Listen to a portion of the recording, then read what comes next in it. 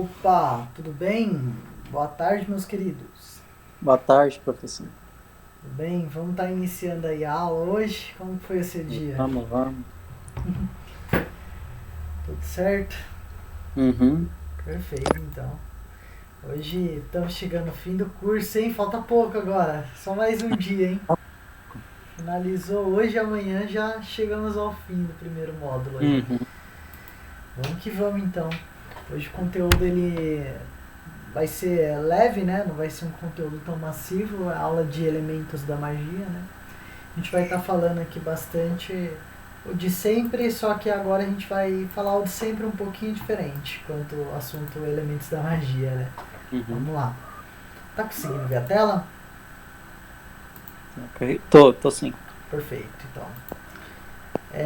Aqui em Elementos da Magia, eu deixei separado, né? No slide já descrito mais ou menos tudo que a gente falou, né? E aqui no slide eu deixei basicamente escrito o quê? Tendo em vista todos os estudos elementais, como as afinidades elementais com a nossa personalidade, né? Os seres elementais, a cruz alquímica, a construção metafórica de um ser elemental artificial, né?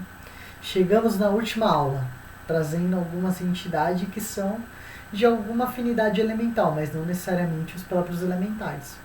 Então hoje a gente vai estar tratando basicamente sobre isso, né? Aqui temos uma aula dedicada a outras entidades que representam por afinidade algum elemento específico, normalmente ligadas a planos superiores aos nossos, né? E as histórias ou mitologias isoladas delas, né, que são adaptáveis e contribuem para a ideia da magia. Então a gente vai estar falando novamente em aula de elementos sobre entidades, assim como a gente falou sobre os seres elementais, mas dessa vez a gente vai falar de entidades superiores, né, que tem um domínio maior das coisas, assim como nós, mas que tem uma certa afinidade, e às vezes por essa afinidade a gente consegue trabalhar com ela por causa disso. Aí a aula de hoje vamos começar a aquecer para o intermediário, trabalhar com a ideia de algumas entidades, algumas criaturas, né, em várias ordens de segmento aí, né, que a gente vai estar tendo no meio do curso, né. Então, vamos lá, né, primeiro tá falando das entidades do elemento água, né, primeiro que eu separei aqui, você está conseguindo ver o slide? Tô sim. Perfeito, então. Então vamos lá, falar das entidades aqui do elemento água, né.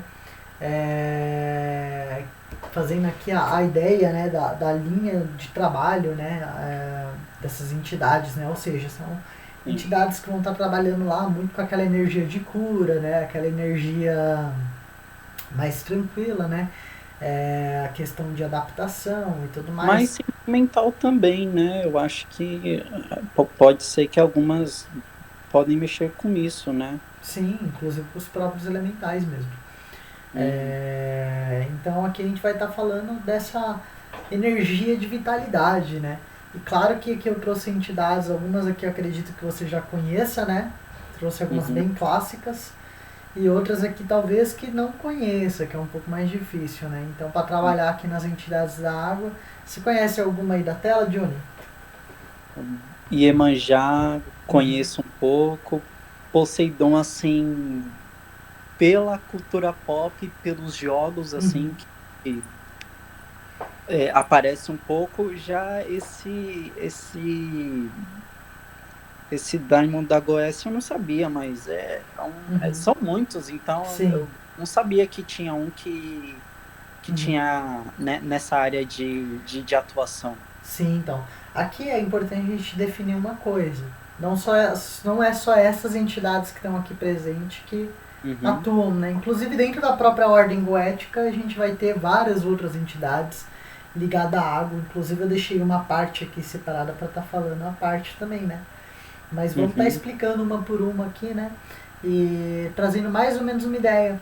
Ah, Léo, precisa mexer necessariamente com elas? Claro que não. O bruxo tem a sua é, liberdade para conhecer, para explorar outros horizontes, né? Para entender melhor como funcionam outras entidades e se familiarizar. Aqui eu trouxe algumas mais clássicas, algumas um pouco mais escondidas pelo mundo, mas que traz essa ideia e, claro, né, o que eu priorizei aqui é trazer várias ordens diferentes, né? uhum, Algumas a gente tem uma escassez em outras ordens, mas de fato aqui a gente vai ter entidades já aqui, só nesse slide, de ordem africana, ordem cristã, ordem grega, ordem oriental, uma ordem dentro da própria Goetia, né? Então a gente vai ter toda essa ideia. Mas vamos lá, vamos falar primeiro de Iemanjá, né? Clássico aqui, a gente não pode falar de água sem falar de Iemanjá, né? Desde criança a gente tem até brincadeiras com isso, né? Vai pra fora, oferenda, vai pra lá, Iemanjá, sabe essas coisas? A gente brinca desde novo, a gente trata bastante o nome dessa entidade, mas muitas vezes a pessoa não sabe quem é, né? E Iemanjá, ela é filha de Olokun, né? O orixá rei dos oceanos. E o rio que representa Iemanjá e a sua história é o rio Ogum, né? Então ele é localizado lá no estado de Oxum, na Nigéria, né? Então a gente vai ter essas representações aí de Iemanjá, né? A Iemanjá, acho que eu não preciso falar muito sobre ela, a gente já tem mais ou menos aquela noção clássica, mas Iemanjá, ela é a padroeira dos pescadores. E, né, para as religiões de matriz africana, como o Candomblé, o Banda, né, tem uma importância gigantesca. E para eles é ela quem decide o destino, né, de todos aqueles que entram no mar. Então, a partir do momento que a pessoa entra no mar, para pessoas dessas matrizes, né, de crença, acreditam que é ela que vai estar decidindo seu destino lá dentro, né. E acredito que a gente realmente não precisa se estender muito, porque é uma entidade bem clássica, bem conhecida, né. Então, vamos lá falar de Erasmo, né? Erasmo eu já acho que é um pouco menos conhecido aí pra gente, né? Erasmo, ele é um santo da Igreja Católica, né? E a gente vai ter Erasmo aqui como ordem cristã mesmo, né? Sendo um santo. Então Erasmo, também conhecido como Santo Elmo, né? Foi um santo cristão e mártir, né? Ou seja, ele morreu em nome de Cristo. E ele é venerado como santo padroeiro dos marinheiros, mais ou menos a mesma ideia. E também é um santo que ajuda com cura de dores abdominais, né? Erasmo, né, ou Elmo, né, como você preferir o nome dele, ele também é um dos 14 santos auxiliares, né, trazendo a figura, né, da santa tradição cristã, né, que venera especialmente ele como um dos intercessores, né. Então a gente tem ele como um dos santos intercessores, que as orações são fortes para eles, né. Então ele tem esse trabalho de interceder pela humanidade, pelas pessoas, quando sentem dores abdominais ou quando precisam de guias na água, né? Em viagens que envolvam o oceano de algum modo, né? Ele é ligado a essa energia da água, né? E Erasmo, quem que foi ele, né? Ele foi um bispo da Itália, né? Que durante a perseguição contra os cristãos, né? Sobre 2 imperadores, né? O Diocleciano, né, e o Maximiano Hércules, né, que a gente já conhece até bem esse nome, né, foi nomes históricos, né, e através dessa perseguição ele deixou a sua diocese, né, e ele foi para um outro lugar, ele foi para o Monte Líbano, onde ele se escondeu por 7 anos dentro desse Monte Líbano. E, no entanto, né, diz a história que nesse momento um anjo apareceu para ele e aconselhou ele voltar para sua cidade, né. No caminho de volta ele encontrou alguns soldados que questionou, né? E Erasmo logo admitiu que era cristão, foi levado em julgamento, depois de sofrer horas, né, torturas, dias, ele foi amarrado com corrente, foi jogado na prisão, né?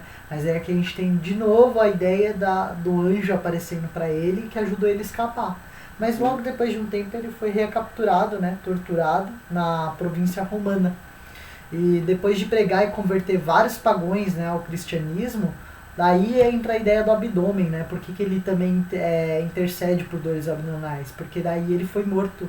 Seu abdômen ele foi aberto e os intestinos dele foi enrolado em um molionete, né? Que é tipo aquelas peças de barco, né? Nossa. E daí ele foi falecido lá por volta do ano 303. Então esse aqui é Erasmo. Outra entidade ligada à energia da água. Agora, trazendo ainda a ideia da água, a gente vai falar de Poseidon, né? Poseidon, como eu disse, acho que é bem parecido com a ideia da Iemanjá, né? A gente não precisa estender tanto, porque é uma divindade bem conhecida, né? Mas, assim, a gente tem bastante coisa que pode estar desmistificando, né? Sobre Poseidon, né? Poseidon, então, a gente vai ter a ideia dele como um deus grego, né? Do mar, dos terremotos, dos maremotos, das tempestades e dos cavalos, né? Então ele também representa, né, essa ideia dos cavalos aí, né? E considera-se que Poseidon ele é um protetor das águas e auxiliar dos marinheiros, né? Também era chamado de deus de fertilidade por causa dessas razões, mas não envolve tanto essa questão da fertilidade, mas essa questão como um deus da água, né? E aqui é onde a gente desmistifica algumas coisas, né? Na mitologia, de fato, ele foi visto já várias vezes com um temperamento instável e até violento. Ele foi considerado um deus bem vingativo, de comportamento explosivo, de humor difícil de ter que lidar. Mas claro que assim, no seu devido contexto, né? Não do nada.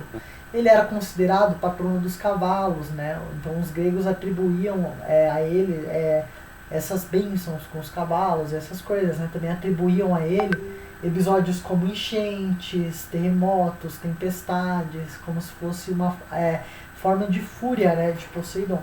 Poseidon, segundo a mitologia, ele era quem? Ele era irmão de Zeus e foi resgatado por ele mesmo, né, dentro do ventre do seu próprio pai, que era Cronos, um titã, sendo uma das criaturas primordiais ali, né, uma das primeiras criaturas, né. Cronos comia seus próprios filhos. E quando Poseidon foi resgatado, eles escolheram seus domínios, né, como deuses, né, através de um jogo de palitinhos, né, pelo que traz a mitologia. Sendo Deus o portador do maior palito, né, o Zeus, Poseidon o portador do palito do meio e Hades foi o que ficou com o menor palitinho, né. Então, cada um criou um domínio, né.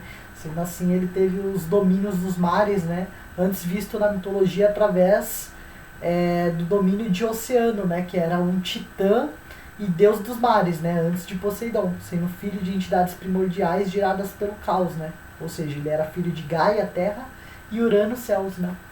Então a gente vai ter essa ideia, mas quando Poseidon assume a parada, ele passa a ser entidade da água ali cultuada, né, pelos gregos, que envolve essa questão toda, né. Outra entidade da água que eu trouxe é o Kappa. O Kappa, ele é um pouco controverso em algumas questões, porque assim, existem uma ideia problemática quando a gente fala do Kappa, por ser justamente uma entidade japonesa ali que faz parte do folclore, né? Então não é todos que acreditam, né? Mas por muitos anos, principalmente no Japão mais antigo, ele foi muito respeitado, né? O Kappa, ele é um yokai. O que é o yokai, né? São monstros do folclore japonês, né? Ele é um yokai aquático, né? Aqui a gente tem a ideia do yokai em várias criaturas, inclusive uma delas a gente tem que é a kitsune, né? Para alguns é kitsune. E a kitsune, ela é muito clássica na nossa cultura pop em diversas formas, que é a famosa raposa de 9 caudas, né, que a gente tem ali. Mas segundo a lenda original da kitsune, né, ela recebe uma cauda a cada tempo, né, que ela passa na Terra, né, se eu não me engano, se não me falha a memória, são a cada era, né. E quando ela atinge 9 caudas, ela se torna uma divindade. Mas seguindo essa linha do folclore japonês, a gente tem vários monstros além desse, e daí sim tem o Kappa, né, que é um monstro aquático desse folclore, né. Ele pode ser uma criatura tanto benéfica quanto maléfica, ou seja, ela é neutra, que nem um ser humano, né, nessa questão. Ela pode ser uma criatura boa ou ruim.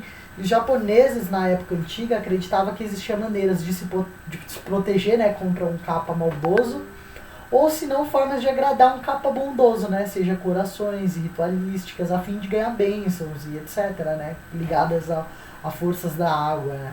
Sendo o Kappa um dos monstros mais conhecidos e temidos do Japão, a sua forma, né, de fato, como é descrita, é de uma criatura humanoide, de pele escamosa, que habita as profundezas dos rios, dos mares do país, né? Também as lendas do folclore japonês traz a sua descrição bizarra, né? Faz lembrar que ele tem uma aparência meio de tartaruga, assim, né?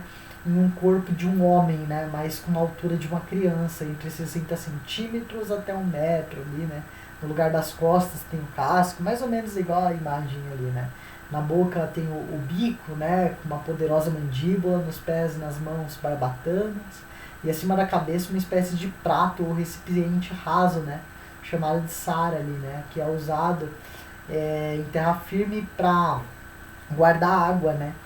E ali seria a sua fonte de poder sobrenatural, segundo a mitologia, né?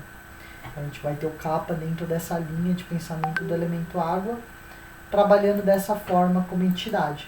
Depois a gente vai ter aqui Gap, né? Que é um demônio, né? Segundo a Goethe, e segundo algumas outras ideias, mas quando a gente fala de Goethe, a gente entra em contradições, né? Para alguns a coisa pode ser uma entidade benéfica, para outros não, enfim. A gente tem ramificações mitológicas aí, né? Mas Cap, ele é uma das entidades presentes no Grimório da Chave Menor de Salomão, né? E ele é o rei e príncipe da região sul do inferno e da terra. Gap controla especificamente o elemento água, ou como é chamado, a água dos demônios, né? O local, né? Da água dos demônios, né? Então é descrito como um espírito que ensina filosofia e todas as ciências liberais. Pode causar amor ou ódio e tornar homens, né, insensíveis, invisíveis, né? Então ele pode criar aspectos, né, dentro da personalidade e dessa forma, né, entrega familiares, né, fora da custódia de outros mágicos, ensina a consagrar coisas que pertencem ao domínio de seus subordinados, dá respostas verdadeiras relativas ao assunto do passado, presente, futuro, e pode transportar e carregar os homens e as coisas rapidamente de uma nação para outra, né, conforme a vontade do mágico que trabalha com Gap, né.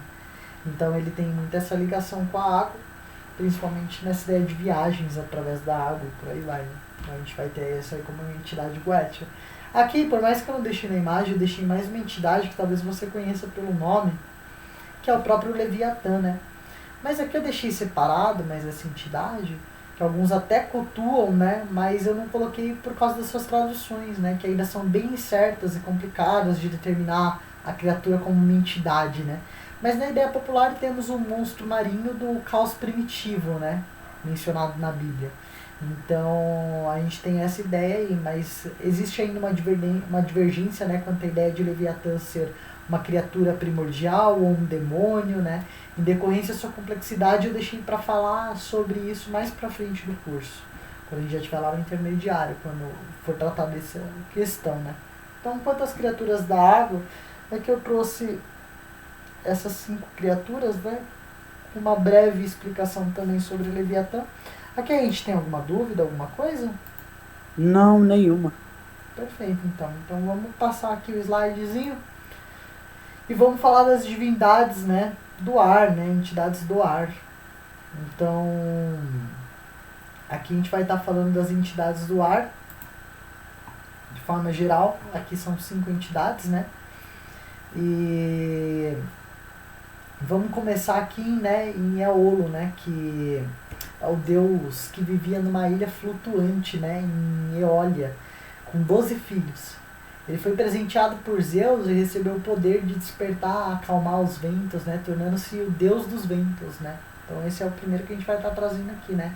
Odisseu, né, que foi um herói grego, indo visitar ele, foi presenteado por ele com uma sacolinha de couro com todos os ventos dentro, né. Então foi recebido como convidado de honra, né? E a gente tem várias outras histórias ligadas a esse presente, por aí vai, né? Então a gente tem isso aí como ideia de uma entidade já ligada ao vento, que também é uma entidade que muitas pessoas quando mexem na bruxaria traz, né?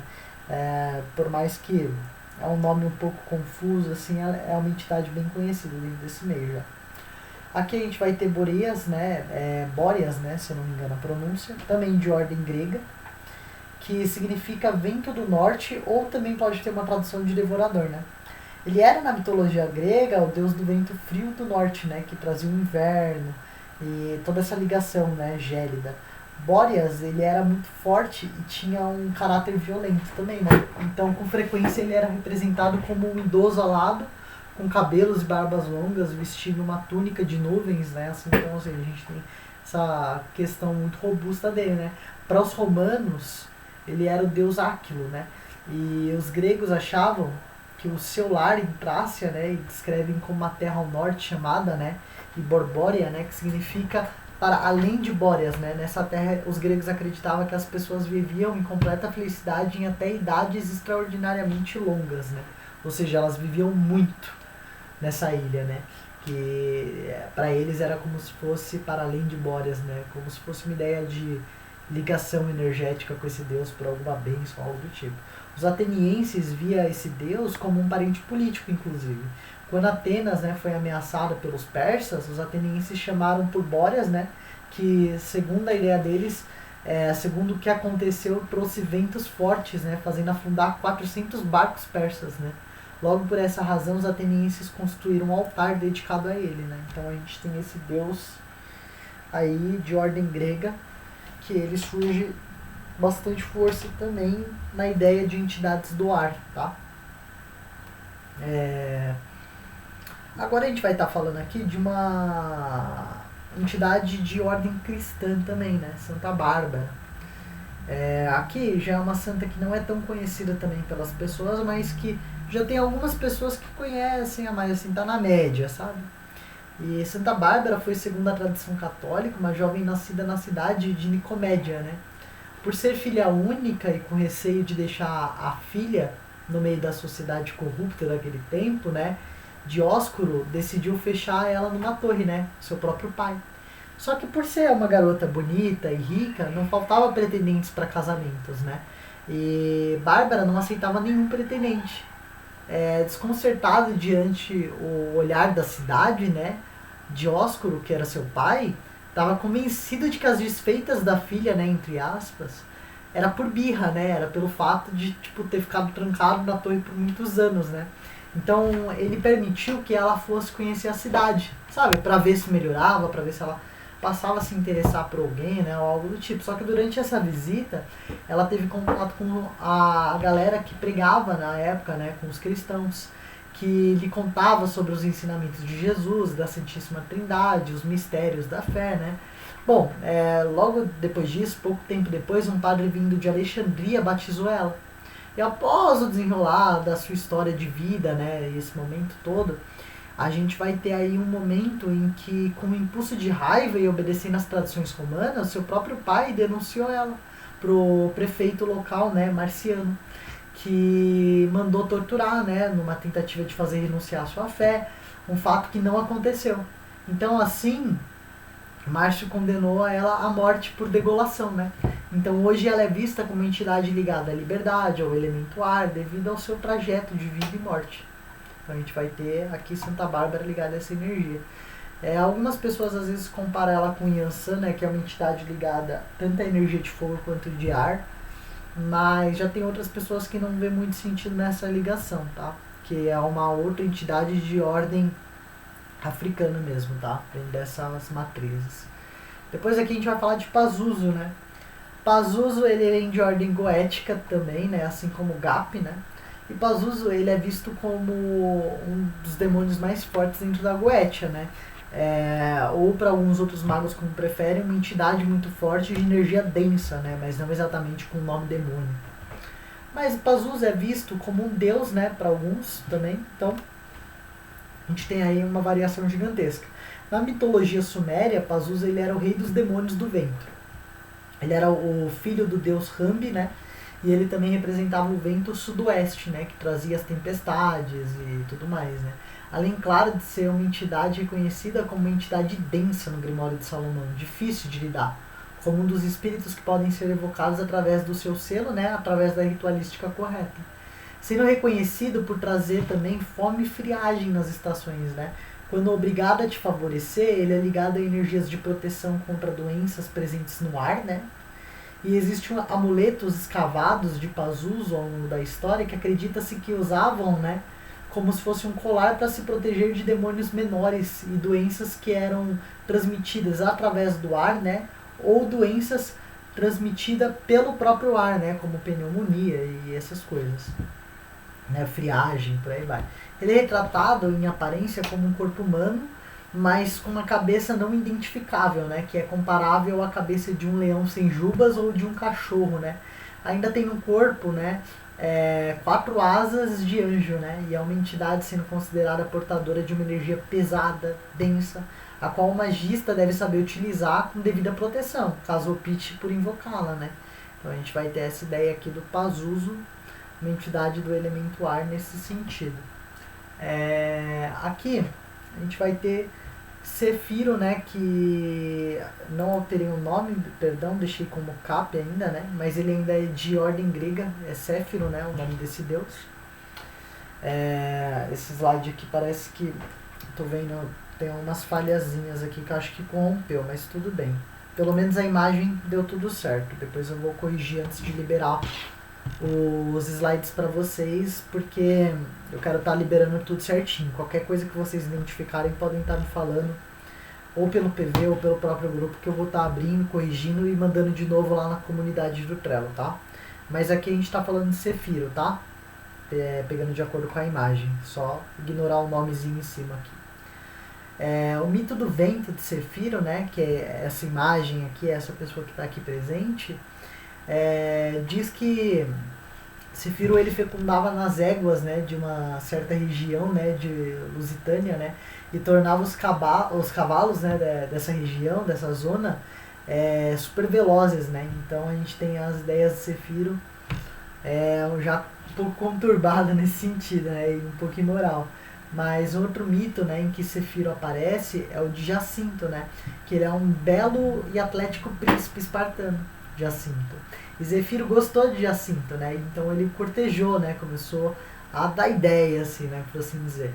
Assim como o próprio deus Apolo, que também gostava de Jacinto, né. E ambos acabaram meio que competindo por seu amor, né, mas Jacinto escolheu Apolo, fazendo Zefiro enlouquecer de ciúmes, né? Então a gente tem essa figura dele na mitologia em várias etapas, né?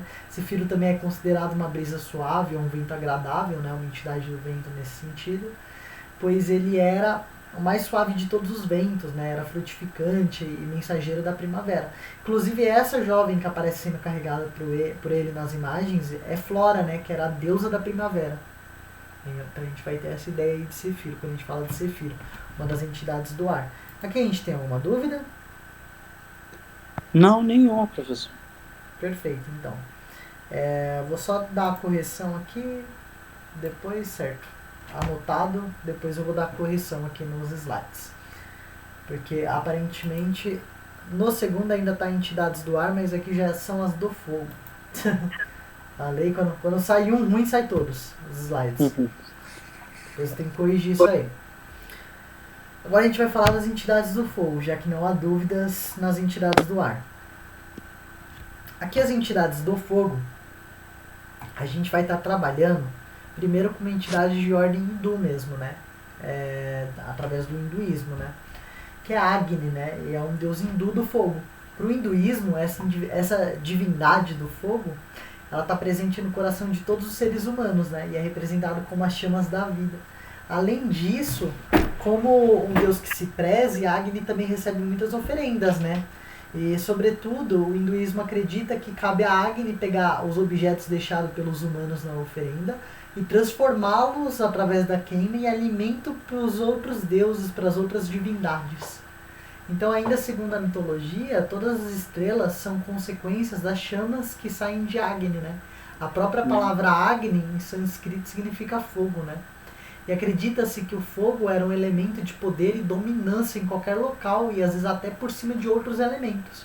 Portanto, acreditava-se que ele existia em 3 níveis, todos relacionados com forças da natureza. Na Terra, Agni era o próprio fogo, no céu ele era o próprio sol e na atmosfera ele era os relâmpagos. Então a gente vai ter essas 3 substâncias aí. Mas quando ele é representado em uma forma como humano, Agni ele pode ter 2 cabeças, né? Além disso, as suas características físicas sempre são associadas ao fogo. Por exemplo, 7 línguas de fogo, né? Dentes de ouro afiados, pele de cor avermelhada, né? Algumas versões até mais escamosas ali, né? Um homem de aparência forte, tem 7 braços e 3 pernas. Há sempre 7 raios de sol entrando e saindo do seu corpo. A gente vai ter essa visão aqui de Agni quando fala dessa entidade. E aqui depois a gente vai estar migrando para Apolo.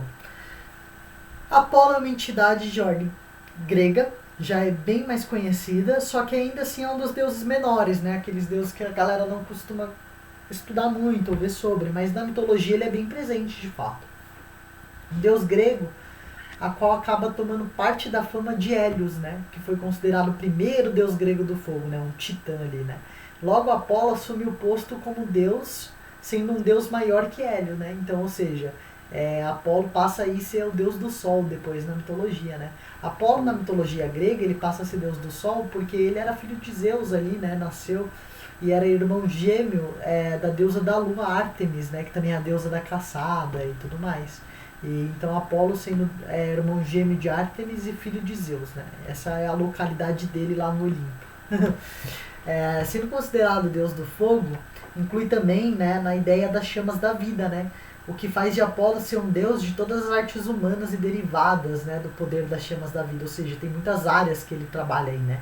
Desde áreas mais lógicas, como gostos de estudar, trabalho, curiosidade, medicina, atividades atléticas, até mesmo atividades mais artísticas, né? Então, tipo, a gente tem Apolo muito associado também com a ideia de danças, instrumentos, pinturas, teatros, poesia. Apolo, ele é visto, assim como Ártemis, um deus arqueiro também, né? E a sua personalidade é bem forte nesse sentido. Então, muitas vezes é ligada à imagem de orgulho, arrogância e instintos de liderança, que às vezes eram vistos como desprezo dele pelos outros deuses. Então, a gente tem Apolo aí ligada à entidade de fogos, né? A gente tem aqui a ideia do deus Apolo como deus do sol e uma entidade de fogo também muito cultuada pela galera, né, dentro desse meio magístico, tá? Apolo é uma entidade bem conhecida no meio magístico. Aqui a gente vai ter São Floriano, né, que vem de ordem cristã, né? Ele pertenceu, né, na verdade, não pertence mais, pertenceu a um grupo de militares, né, que serviu o Império Romano. E o imperador era o Diocleciano, lembra lá o que eu falei, que odiava os cristãos, né? Então a gente tem já o mesmo imperador ali, né? E muitos optavam por testemunhar Jesus, né, nessa época, e muitos por renunciar à sua fé no Cristo para salvar a própria fé ali. Então, ou seja, a gente tem ali duas pessoas, né? A galera que falava, poxa, eu acredito em Jesus e morria por isso, e pessoas que renunciavam à fé, falavam, não, eu não acredito, e assim abandonavam a igreja, né? Jesus, a comunidade, toda outra coisa, né? A opção de Floriano foi pelo amor de Cristo mesmo. A ordem do imperador chegou até Floriano, que havia se tornado cristão, né, nesse momento, e em nome de seus 40 soldados, né, que ele comandava ali, né, como um dos patrulheiros maiores ali, né, que se tornaram também cristãos, né, ele se manifestou. E denunciando tudo aquilo, né, que estava acontecendo como ignorância e injustiça. Aquilino, né, que devia defender eles, né, pois Aquilino era quem comandava o pelotão, né, deles. Ao contrário de Floriano, na verdade ele os entregou, né, entregou todos os outros militares que estavam seguindo Floriano, né, como um líder. E aqueles soldados tiveram que optar ou pelo imperador ou pela ideia do Cristo, né, mas não podiam servir mais a Cristo. Nesse dia eles decidiram e optaram seguir Cristo, né, então nesse dia Floriano se tornou um santo, demonstrando a sua resistência e aconchegando o coração dos seus outros soldados, né? Logo ele teve uma corda amarrada no seu pescoço e foi lançado no rio para morrer afogado. Nossa. E todos os outros soldados também foram, né, martirizados no mesmo dia, 40 soldados. Então a gente vai ter a imagem aí de São Floriano que morrendo como mártir e uma entidade ligada à energia de fogo, tá? Agora a gente vai ter aqui uma entidade de ordem goética, né? Astarote, né? Ou melhor dizendo para alguns, Astaroth, né? Que na demologia cristã é um grão-duque do inferno e este é associado à trindade infernal, né? Junto com Beelzebub e Lúcifer. Então Beelzebub, Lúcifer e Astarote, né?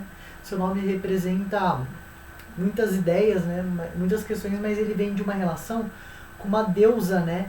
Fenícia, né? Que era Astarte, né? Então a gente vai ter esse derivado. Então Astarote para alguns era considerado uma deusa. Léo, questão da energia do fogo. Na Ordem Goetia, a gente tem muitas criaturas que trabalham com essa energia na Ordem Goetia. Astarote foi só uma delas, que eu achei que seria mais fácil de explicar por algumas razões. Mas a gente vai ter muitas, tá? E nessa questão goética mesmo. Só que, voltando ao assunto, né? Esse ele é presente no Grimório de Salomão, de fato, né? Sendo uma entidade ligada ao fogo também. Assim como muitas dessas entidades, né, presentes no Grimório. Ele é um espírito, né, que inspira outras forças demoníacas a fazer más obras, né? E ele também dá dons aos matemáticos, estudiosos da ciência em geral, né?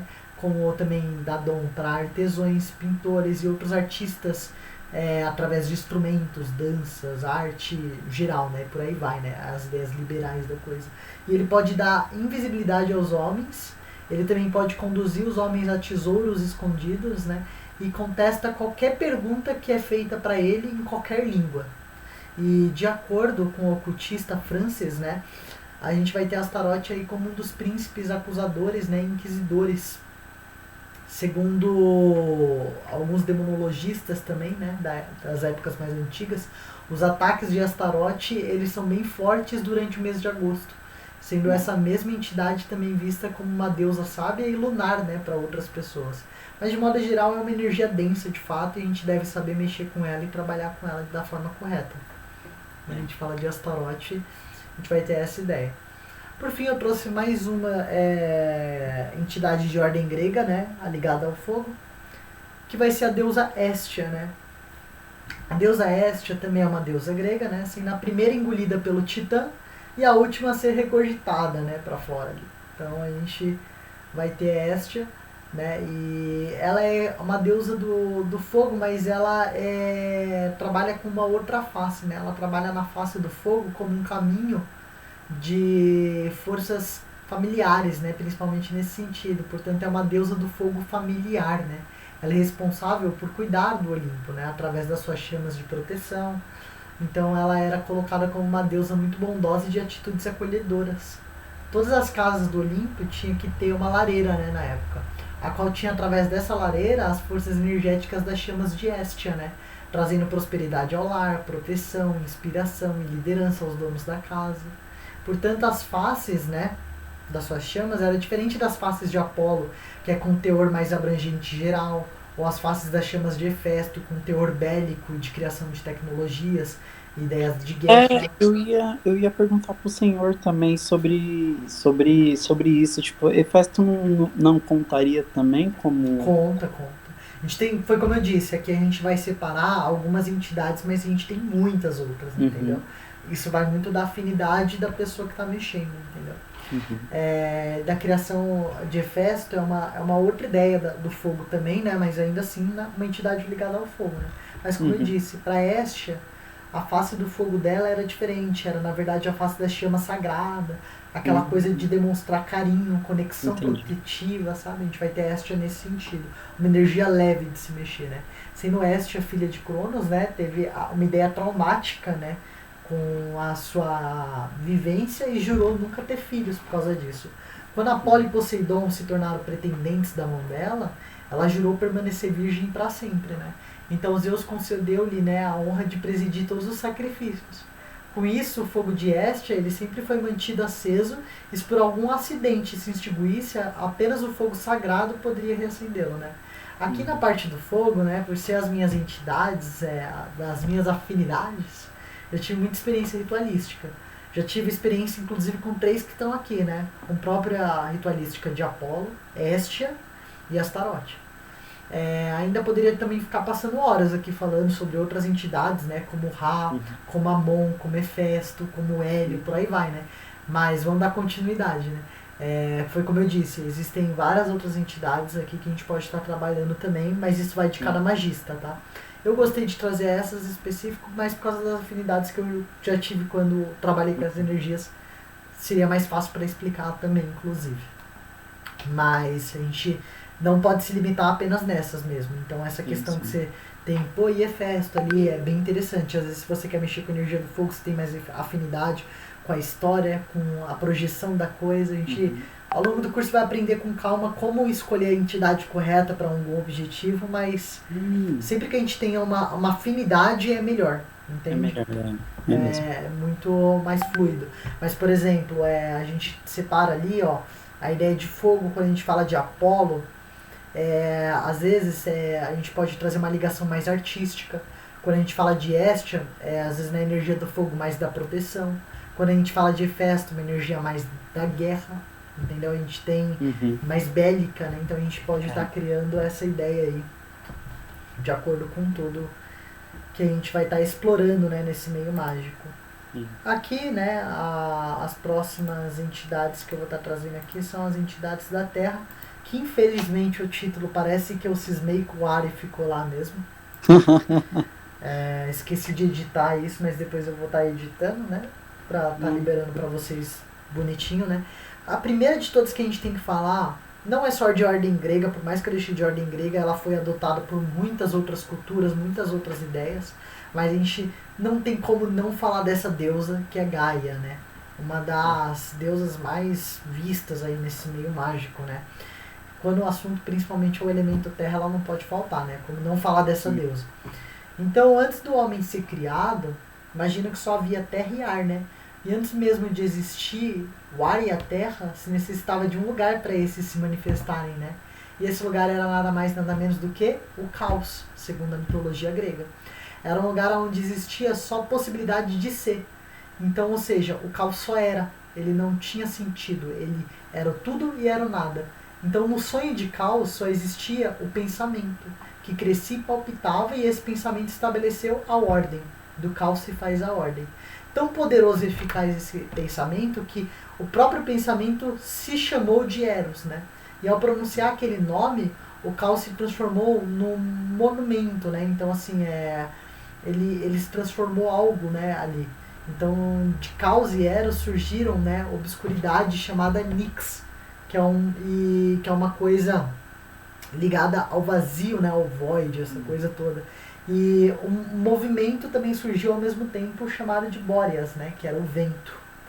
E na primeira dança cósmica de Nix com Boreas, eles giraram em movimento, né, rápidos e frenéticos, até que tudo que era denso e pesado descendeu, né, então passou até essa questão, e tudo aquilo que era leve ascendeu. E a matéria densa era Gaia, né, se personificou em Gaia, e de sua chuva, né, e de suas sementes proveu a sua descendência. Então, ou seja, a princípio Gaia nasce dela Urano, né, que era o céu, que unindo-se a ela novamente, Gaia gerou daí de fato os gigantes, feios, violentos e poderosos titãs, né. Obviamente, pode fazer analogias dessas ideias metafóricas com as ideias da criação universal, né, anteriormente, né, vista nas outras aulas, lembra? Questão da divisão do Yin e do Yang, né, e por aí foi ressurgindo forças, né, então tudo descendendo do caos, a gente vai ter muito essa proporção dessa ideia. Acho que na lista eu até acabei sendo um pouco bobo, poderia ter posto mais entidades, mas eu acho que essa vai ser a primeira entidade de ordem egípcia, né, que é Geb, né, a gente vai estar falando aqui de Geb. A maioria das culturas, né, que fala sobre terra, fala como uma mãe protetora, né, ou nutritora, né, de algo. Mas os egípcios, no entanto, eles viam o solo, né, sobre eles como um pai que era amplamente desinteressado das coisas, né, bem diferente do que a gente vê em outras culturas, né. A ordem egípcia tinha essa ideia. A maioria das culturas vê terra como uma mãe protetora, né, como uma mãe que nutre, que é legal, que é divertido, que acolhe, né. Os egípcios, no entanto, viam o solo deles como uma criatura desinteressada, né. Então a gente vai ter aqui uma ideia, né, do deus egípcio Geb, né, por causa do Egito Antigo mesmo, né. O Egito Antigo ele foi uma das poucas culturas que retratou a terra fértil como uma divindade masculina, em contraste com o arquétipo da mãe terra comum, né, todo mundo. Geb, ou Jep, né, para algumas pessoas, era um deus masculino de virilidade da terra, né, que trazia essa questão de força, sabe, máscula mesmo, né. Então, um dos principais deuses, né, egípcios, e Geb ele representava a própria terra do Egito, né, embora às vezes fosse visto, né, apenas como um deus fértil, né, na questão do Vale do Nilo e tudo mais, né, ele também tinha um papel mais amplo como um deus de toda a paisagem da coisa, né. A geografia e a cultura do Egito significa que a terra ela sempre foi vista de fato como hostil, né, e vivificante. Então, assim, devido à geografia de lá, por isso que talvez a gente teve essa analogia, essa ideia do deus Geb, né, representando a terra, porque para eles, diferente de quase todos os outros lugares, o Egito era uma terra hostil, né, era um lugar complicado ali de se manter. Quente, árido e com pouca água. Então, exatamente. Daí a gente tem essa ordem ali, a qual a terra não é mais uma entidade interessada, uma entidade acolhedora, mas na verdade é um pai desinteressado. E que é isso aí que você tá vivendo, a vida é sua, o problema é seu, né? Aquela coisa, você pisa em mim. mas a gente vai ter essa noção, né, de uma forma muito complicada no Egito, ou seja, é uma entidade bem complexa quando a gente fala dela. Provavelmente mais pra frente pode ser, não sei se vai ser necessário, mas se eu sentir que seja necessário, pode ser que eu fale dela de novo, mais pra frente. Depois aqui a gente vai falar de São Francisco, né? São Francisco, ele não é necessariamente uma entidade ligada a uma força da Terra, mas eu gosto de pôr essa entidade aqui quando a gente fala de coisas ligadas à Terra por causa da afinidade com essa entidade de ordem cristã, que eu acho que para algumas pessoas, principalmente adoradores e pessoas que gostam do elemento terra, ter essa entidade no seu arsenal de entidades usáveis pode ser importante. Principalmente quando você entende, compreende a história dele e cria uma afinidade com isso, né? São Francisco de Assis, ele nasceu lá na Itália, né? Em mais ou menos 1182, né? Ele era filho de... Mais ou menos, tá? Se eu não sei se eu me lembro certinho a data, tá? Ele era filho de um homem rico e um comerciante, né? E logo vindo de uma família nobre, na juventude, Francisco ele era muito rico e tinha uma tratativa do dinheiro com a ideia de ostentações e coisas do tipo, né? Porém, os negócios do seu pai não agradava ele, né? Não despertava interesse algum e ele nem sequer estudava para seguir os mesmos negócios, né? Ele não queria seguir isso. Logo a gente vai ter um trajeto aí gigantesco da vida e morte de São Francisco, né? Que eu acho que poderia ocupar muito da aula estar falando sobre, né? Inclusive porque ele é muito conhecido dentro da igreja. Então, se você quiser saber a história dele, se você jogar em qualquer lugar São Francisco, você vai achar uma história gigantesca. Mas aqui a gente vai ter até ordens católicas que a gente chama de ordens franciscanas. Sabe como você identifica uma ordem católica que é franciscana? Não. Você já viu padres que ao invés de usarem a roupa preta com branca, eles usam uma roupa marrom com um cordão amarrado igualzinho da imagem? Já, eu achei que os frades usavam roupas assim, mas... mas tipo, como eu não entendo muito bem como funciona, pra mim era tudo igual. Você vai ser, sei lá, um padre algum dia. Então, aí que a gente vai ter essa ideia. Porque é uma ordem católica franciscana, que se baseia muito nos passos de São Francisco, né? Então, entendi. não está acima de Cristo, mas para eles gostam muito e se assemelham muito, então eles usam, né, a roupa bem parecida com a da imagem ali mesmo, a exata roupa, né? Mas claro, né, no meio disso tudo, né, da sua história de São Francisco e seus milagres, aqui que a gente vai ter essa ideia da conexão, né? Porque acreditava que São Francisco ele foi abençoado com uma afinidade aos animais, né? Então, portanto, ele pode ser trabalhado como entidade de energia da Terra, principalmente ligado aos animais da Terra, para interceder por cura, milagres ou afinidades com os animais, por aí vai. Então a gente vai ter essa ligação de São Francisco com os animais, né? Daí que vem a ideia de São Francisco com essa ligação da Terra, né? Mas não necessariamente o elemento em si. Aqui é mais essa ligação com as criaturas do elemento. E aqui, vamos lá, Priapo, né? Priapo vem de ordem grega, né? É um deus um pouco complicado e bem dotado, né? Como eu deixei ali mais 18 na própria imagem. É um deus grego, né? Responsável pela energia de fertilidade, sendo filho de Dionísio e Afrodite, né? A imagem deste deus é apresentada dessa forma que tá ali, né? Às vezes como um homem idoso que fica mostrando o seu órgão genital, né? E ele é considerado protetor de rebanhos, produtos, né, hortícolas, uvas, abelhas. Ele nasceu com órgão genital com dimensões exageradas. Mas por quê? Porque Hera, com ciúmes da mãe de Priapo, né, trabalhou para que a criança nascesse com aquela deformidade, né? Então Afrodite mandou educá-lo, né, nas margens, né, de Helesponto, né? E ali foi onde ele viveu, né? Mas devido à sua libertinagem, né, se tornou um objeto de terror e de repulsa pelas pessoas, né? Mas ele é um deus que representa essa ideia de fertilidade, tá? Então a gente tem essa questão de uma colheita ou algo, prosperidade até financeira hoje trabalhado na neomagia, pode estar trabalhando com essa entidade para fertilidade, não só prosperando na questão âmbito alimentos, mas também no seu ramo financeiro. Depois aqui a gente vai ter a Hera, né? Hera, ela ficou bem conhecida também na mitologia grega, né? Eu trouxe outro aqui de ordem grega, né? Só nesse slide são 3 de ordem grega, se não me engano. São 3 de ordem grega. Então, como vocês podem ver, mesmo na mesma ideia religiosa, no mesmo segmento, a gente tem muitas pessoas com afinidades elementais iguais, né? Algumas com pequenos detalhes de diferença, né? Mas ela ficou muito conhecida na mitologia grega, né, como a deusa grega das mulheres, né? Dos casamentos, da família, do nascimento.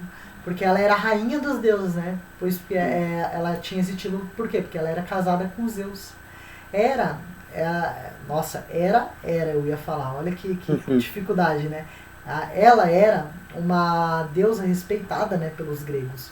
Então ela tem essa ligação da mulher com a força do empoderamento também, né? Mas ela também é um pouco ligada nessa questão da energia de fertilidade, né? Então são muitos episódios que relatam, né, a ideia de Hera, mas normalmente relatam a fúria de Hera, né, com Zeus, por causa das suas amantes, seus filhos ilegítimos, né? E entre eles tem lá o próprio Hércules, né, que a gente conhece, né, filho de Zeus, como a mortal, né? Hércules, que era um semideus, só foi perdoado por Hera quando ele morreu, por causa dessa questão mesmo, né? Então, impedida de pensar de maneira racional devido à raiva e inveja, ela tinha muitos episódios que era injusta, né? Às vezes vingativa. Então ela passou por muitos problemas, né? E no geral foi meio que vitimizada nesse sentido, né? Mas a gente tem a ideia de que nem mesmo os nenês escapavam, né? Porque foi o caso de Dionísio, né? Que foi feito em pedaços ainda no ventre de sua mãe. Zeus, claro que compadecido, né, do filho, fez o bebê ressuscitar, né? Mas a gente vai ter essa entidade ligada também à energia da Terra, né? Então a gente vai ter essa questão de Hera. Então, basicamente, aqui hoje a gente está familiarizando com as ideias, né, dessas entidades, dessas coisas, sendo que foram 5 para cada elemento, né? Aqui a gente tem alguma dúvida, alguma coisa? Não, nenhuma. Perfeito, então. Então, por hoje, foi como eu disse, a aulazinha ia ser mais curtinha, chegando ao fim, né? A gente vai se familiarizar bastante com esses trabalhos, né, em sinergia, né? E essa aula ela também vai alavancar bastante, né, uma questão que eu quero falar amanhã na aula final de simbologia da magia, né? Então, por que a gente pode trabalhar com essas imagens não só como imagens através de orações e rezas, mas também como arquétipos. Daí amanhã a gente vai estar falando bastante sobre essas simbologias dessas imagens, podem estar voltando aí para nossa observação. Vou corrigir os slides, mandar tudo bonitinho pro Trello. Parece que lá o Trello já está com bastante coisa, a gente vai com o tempo, né, identificando tudo, mas amanhã, de fato, eu vou estar finalizando as aulas e quando finalizar a aula amanhã eu vou estar corrigindo ali algumas outras coisas dos slides e mandando tudo lá para a comunidade para vocês terem acesso a todos os slides, tá bom? Então é isso, por hora não temos dúvidas nenhuma, então acabamos a aula hoje. Falei uma aula mais simples, né, mais tranquila, mas com a sua devida importância, né? Então vamos lá, finalizando. Agora a aula de elementos da magia, finalizada com sucesso, primeiro módulo. Um abraço então, Johnny. Abraço, professor. Obrigado. Até amanhã então. Amanhã a gente vai firme e forte para a última Até aula amanhã. do módulo. Tchau, tchau. Tchau, tchau.